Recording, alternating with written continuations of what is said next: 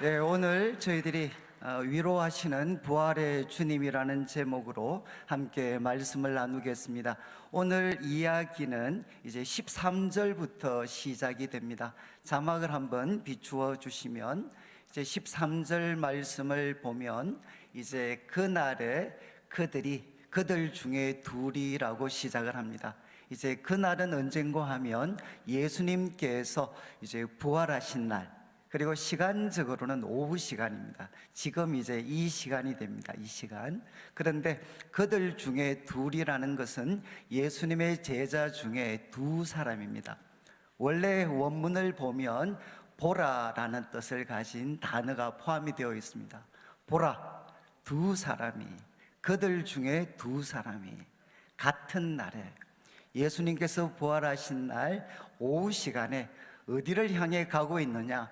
엠마오라는 마을로 가고 있습니다. 그런데 이 엠마오라는 마을은 이제 예루살렘에서 25리, 약 한 10km 정도가 떨어져 있는 마을입니다. 두 사람이 이제 이 엠마오를 향해 가고 있는데 14절을 보시면 그들이 가면서 이제 이야기를 주고받고 있습니다. 이 모든 일을 두 사람이 서로 이야기를 합니다.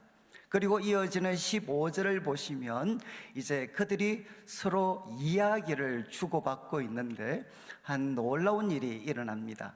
어떤 일인고 하면 바로 예수께서 가까이 이르러, 이제 우리 번역에는 조금 이 부분이 포함이 되어 있지 않지만 강조입니다. 강조.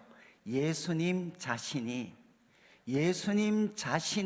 바로 그들 가까이에 가셔서 이제 그들과 같이 걸어가시게 됩니다. 그런데 16절 말씀을 한번 보시면 이제 예수님께서 그들에게 가까이 오셔서 걸어가고 계시면 이제 제자들이 이렇게 반응해야 되지 않겠습니까? 아이고, 예수님 반갑습니다. 정말 예수님 부활하셨군요. 이렇게 환영을 해야 되는데 16절 말씀을 보면 그들의 눈이 가리어져 있습니다.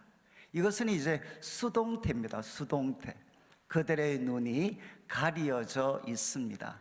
보통 우리 이제 성경학자들은 이제 이 부분을 신적 수동태다라고 이야기를 합니다. 그러니까 그들의 눈이 지금 가리워져서 예수님을 알지 못합니다. 알아보지를 못합니다. 여러분, 어떻게 이런 일이 일어날 수 있겠습니까? 지금 예수님의 제자들인데, 그리고 또 그들에게 가까이 오셔서 지금 걸어가고 계신 분이 부활하신 예수님인데 그들은 알아보지를 못합니다. 그리고 또 캄캄한 밤도 아니고 낮 시간인데 지금 제자들은 알아보지를 못하고 있습니다. 그런데 이어지는 이제 말씀 17절 말씀을 보시면 이제 예수님께서 질문을 하시죠. 아니, 당신들 지금 이야기를 하고 있는데 어떤 이야기를 주고받고 있습니까? 라고 예수님께서 질문을 하셨습니다. 그런데 그 질문을 받은 두 사람이 슬픈 빛을 띠고 그 자리에 머물러 서게 됩니다. 마치 의의가 없다는 듯이 슬픈 얼굴을 띠고 이제 그 자리에 머물러 섭니다. 그리고 이어지는 18절 말씀, 이제 그 중에 한 사람 글로바가 이제 대답을 합니다. 이 대답은 핀잔을 주는 대답인데, 당신이 예루살렘에 지금 머물러 있는데 요즘 거기서 된 일을 강조점은 혼자만 알지 못합니까? 아니, 당신 지금 예루살렘에 사는 사람인데 우리가 지금 무슨 이야기 하겠습니까? 지금 예루살렘에 일어나고 있는 일 당신만 지금 모르십니까? 이렇게 핀잔을 주었습니다. 그럴 때 예수님께서 18절에 한 번 더 말씀을 하십니다. 야, 무슨 일이냐? 도대체 무슨 일이냐? 이렇게 19절에 예수님께서 질문을 하십니다.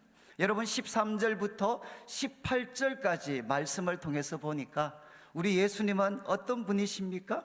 조금 있으면 살펴보겠지만 이제 이 두 명의 제자는 낙심해 있고 혼란에 빠져 있습니다. 그래서 그들은 지금 엠마오라는 마을로 내려가고 있는데 그 두 명의 제자를 예수님께서는 내버려 두지 아니하시고 예수님 자신이 친히 가까이 찾아오십니다. 그리고 그들과 같이 걸어가고 계십니다. 저는 이 말씀이 우리에게 도전하는 것이 무엇이냐? 부활하신 예수님은 지금도 우리들에게 가까이 오시는 분이십니다. 그리고 우리와 같이 걸어가시는 분이십니다. 그리고 우리들에게 질문하시고 우리들의 이야기를 듣기를 원하시는 분이십니다. 이제 예수님께서 두 사람에게 질문을 했습니다. 19절 말씀에 무슨 일이냐? 라고 질문을 하니까 그 중에 한 사람 글로바라는 사람이 대답을 하죠. 나사렛 예수의 일입니다. 나사렛 예수와 관련된 일들을 우리가 이야기하고 있습니다. 그러면서 이렇게 표현합니다. 그분은 누구신고 하면 하나님과 모든 백성 앞에서, 하나님 앞에서, 그리고 모든 백성 앞에서 말에 있어서, 그리고 일에 있어서 능하신 선지자이었습니다. 예수님의 지상사역을 정말 압축해서 묘사하고 있죠. 나사렛 예수 그리스도는 여러분 하나님 앞에서 그리고 모든 백성들 앞에서 말과 일에 능하신 선지자이었습니다. 그런데 20절 말씀을 보시면 이런 능하신 선지자였던 나사렛 예수를 대제사장들과 그리고 종교 지도자들이 높여준 것이 아니라 대제사장들과 관리들은 그분에게 사형 판결을 내렸습니다. 사형 판결을 내렸을 뿐만 아니라 그를 십자가에 못 박았습니다. 그러면서 21절을 한번 잘 보십시오. 21절 우리는 이 사람이 이스라엘을 속량할 자라고 바랐습니다. 여러분, 우리는 이분이 이스라엘을 구원하실 분이시라고 기대했다는 겁니다. 그런데 지금 두 사람의 이야기는 무엇이죠? 우리는 예수님에게 모든 기대를 걸었는데 우리들의 기대는 산산조각이 났습니다. 그분은 십자가에 못 박혀 죽으셨습니다. 그래서 우리는 낙심하고 있고 우리는 절망하고 있습니다 라고 표현을 합니다. 그런데 21절 말씀을 한 번 더 비추어 주시면, 그런데 더 나아가서 어떤 일이 생겼느냐? 이뿐만 아니라 이 일이 일어난 지가 3일이 지났습니다. 3일이 지났는데 22절 우리 중에 어떤 여자들이 있었습니다. 어떤 여자들이 우리를 놀라게 하였다는 겁니다. 그들이 새벽에 무덤에 갔는데 어떤 일이 일어났느냐? 23절 말씀, 예수님의 시체를 보지 못했습니다. 아니, 예수님 무덤에 갔는데 지금 예수님의 시체를 보지 못하고 빈 무덤을 보았고 누구를 만났느냐? 천사들을 만났는데 천사들이 무슨 소식을 전했느냐? 그가 살아나셨다. 그가 살아나셨다 소식을 전하는 천사들을 그들이 만났다는 것입니다. 그래서 여인들이 이 이야기를 우리들에게 들려주어서 우리는 깜짝 놀랐다는 거죠. 그리고 24절 말씀을 보시면 이 소식을 듣고 우리와 함께한 자 중에 예수님의 제자 중에 베드로를 포함한 두세 명의 사람이 실제로 무덤에 달려갔습니다. 무덤에 달려갔는데 여인들이 이야기했던 것처럼 무덤은 텅 비어 있었습니다. 예수님의 시체가 그곳에 있지 않았습니다. 여러분, 지금 두 사람이 이야기하는 내용이 무엇이죠? 우리는 절망에 빠졌을 뿐만 아니라 우리는 혼란에 빠져 있습니다. 예수님이 죽은 지 3일이 지났는데 여인들이 우리들에게 소식을 전하고 있습니다. 예수님의 시신을 그 무덤에서는 만나지 못하고 예수님 살아나셨다라는 소식을 전하는 천사들을 만났습니다. 그리고 우리 동료들이 가보니까 무덤은 비어 있었습니다. 도대체 이게 무슨 일입니까? 우리는 혼란에 빠져 있다는 것입니다. 여러분, 엠마오로 가는 두 사람은 바로 낙심에 빠져 있었고 그리고 그들은 혼란에 빠져 있었습니다. 저는 이 두 가지 모습이 오늘 부활절 연합 예배를 드리는 우리들의 모습이라고 생각을 합니다. 우리는 누구인가? 예수님에게 모든 것을 걸었던 사람들입니다. 그렇지만 우리들에게 일어났던 이 코로나19의 시간 동안 겪었던 모든 일들 속에 우리가 예수님을 향해 걸었던 기대는 점점 산산조각이 났습니다. 그리고 또 하나 우리들에게 분명한 것은 무엇이냐? 우리는 혼란에 빠져 있습니다. 저는 오랫동안 청년들을 섬겼기 때문에 청년들이 이야기합니다. 과연 오늘날 교회의 모습을 보십시오. 그리고 세상이 교회를 향해 쏟아놓는 온갖 악한 말과 적대감을 한번 들어보십시오. 과연 예수님께서 유일한 세상의 구주가 맞으십니까? 그리고 우리가 섬기는 교회가 세상을 살릴 수 있는 유일한 공동체가 맞습니까? 우리는 너무나도 혼란스럽습니다. 엠마오로 가는 두 제자처럼 우리는 낙심에 빠져 있고, 그리고 우리는 혼란에 빠져 있습니다.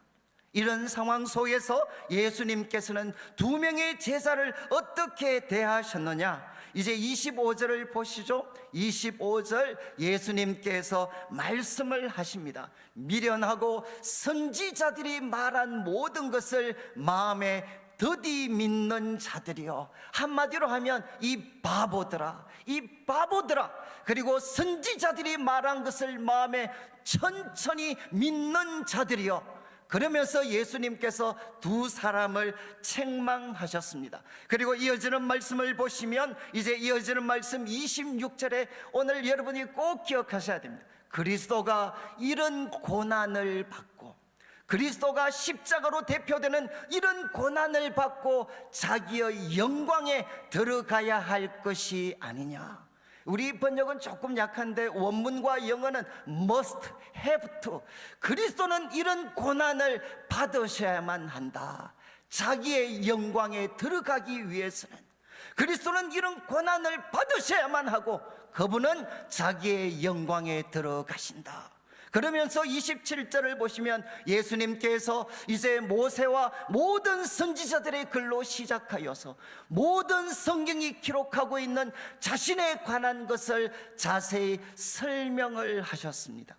여러분, 예수님께서 이제 모세와 선지자의 글, 모든 성경을 통해서 자신에 관한 것을 설명하셨는데, 핵심은 무엇입니까? 하나님이 세우실 구원자 그리스도는 어떤 분이 되실 것이냐? 이런 고난을 받고, 이런 고난을 받고 자기의 영광에 들어가야 된다.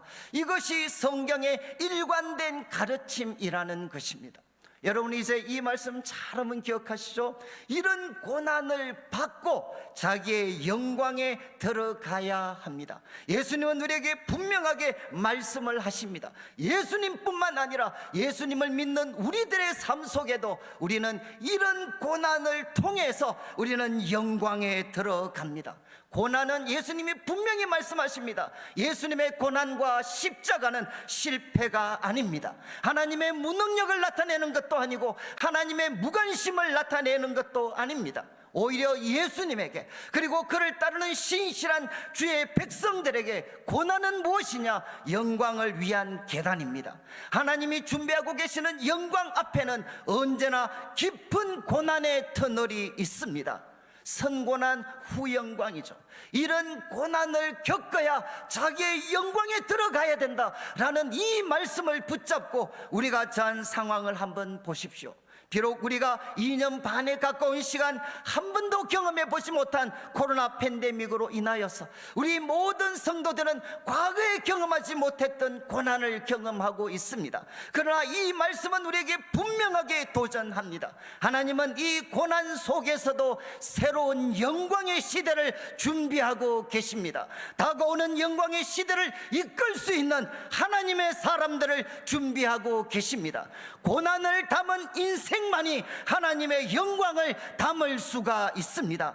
성경을 간통하는 선고난 후 영광 말씀이 오늘 부활절 연합예배 참석하신 우리 모두의 마음을 불타는 마음으로 바꿔 놓기를 원합니다. 이 말씀을 받았을 때 32절 말씀을 한번 비추어 주시면 좋겠는데, 제자들이 이 사건을 기억하면서 이렇게 표현합니다. 그들이 서로 말하되 길에서 우리에게 말씀하시고 우리에게 성경을 풀어주실 때 우리 속에서 마음이 뜨겁지 아니하더냐. 여기 뜨겁다라는 말은 사실은 불타는, 우리들의 마음이 불타지 않더냐.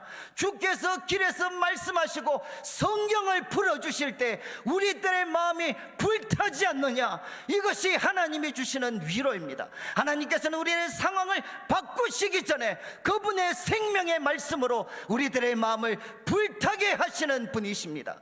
이제 주님께서는 제자들에게 말씀하셨습니다. 예수님께서 겪으셨던 그 고난은 하나님의 실패가 아니라 영광에 도달하는 길이요 계단인 것을 분명하게 밝혀주셨습니다. 이제 예수님께서 그리고 2명의 제자가 목적지에 도달했습니다. 28절을 보시면 이제 두 제자가 마을 가까이에 왔습니다. 그런데 예수님은 더 가려고 하셨습니다. 이제 서로가 갈라져야 될 때가 왔죠. 두 사람은 이제 엠마오에 도착을 했기 때문에 엠마오로 가려고 하는데 이제 예수님께서는 더 가시려고 합니다. 그러니까 29절을 한번 보시죠. 29절, 그들이 강권합니다. 그들이 강권하면서 뭐라고 이야기하느냐. 우리와 함께 거하십시오. 우리와 함께 유하기를 원합니다. 때가 저물어 가고 날이 이미 기울었으니까 우리와 같이 계십시오. 이렇게 예수님을 강권합니다. 그래서 예수님께서는 이제 허락을 하시죠. 못 이기는 척 하시고 허락을 하십니다.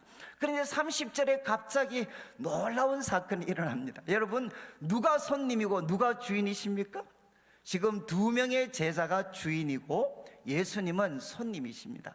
그런데 함께 유하는데 30절, 그들과 함께 음식 잡수실 때, 그들과 함께 음식 잡수실 때 예수님께서 떡을 가지십니다.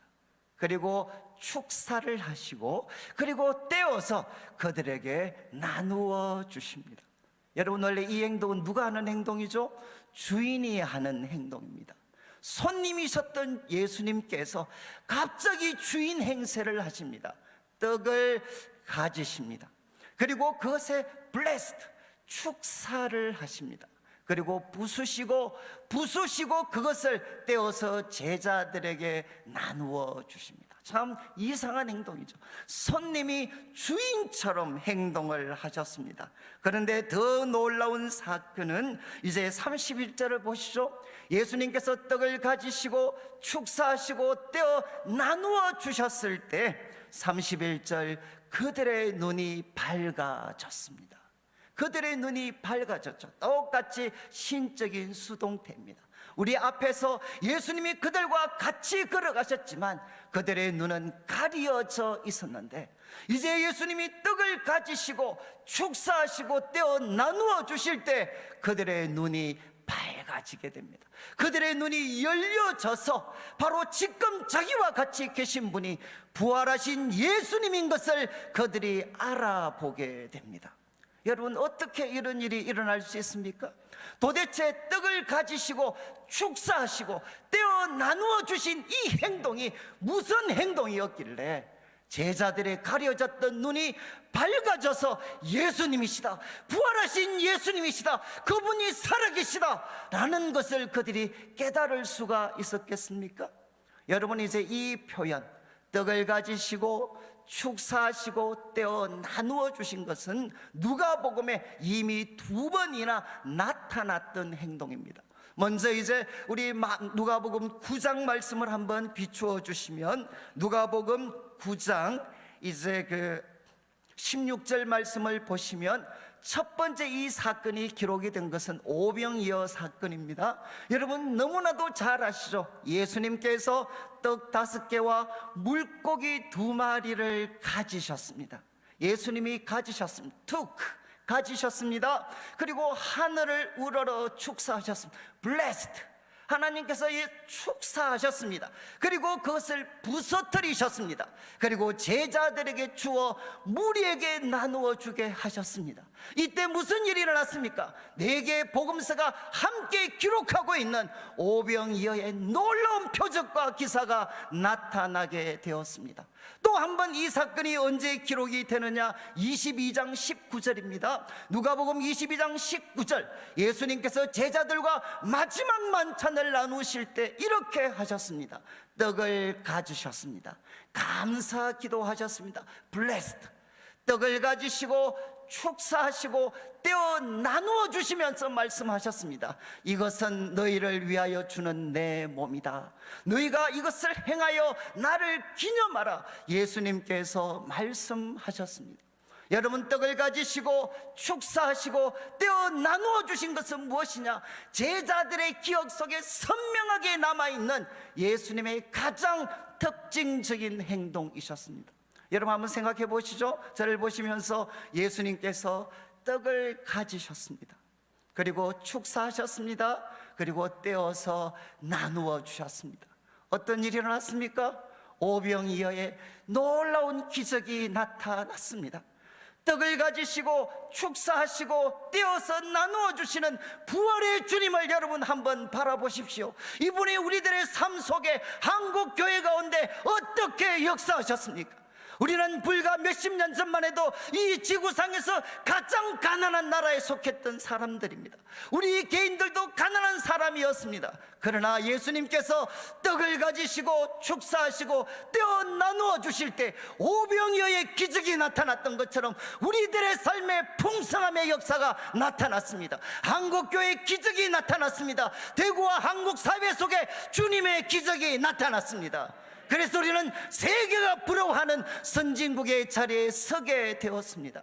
여러분, 예수님께서 떡을 가지시고 축사하시고 떼어 나누어 주실 때 어떤 일이 일어났습니까? 예수님께서 그분의 몸을 우리를 위하여 찢어 주셨습니다. 그분의 피를 우리를 위하여 흘려 주셨습니다.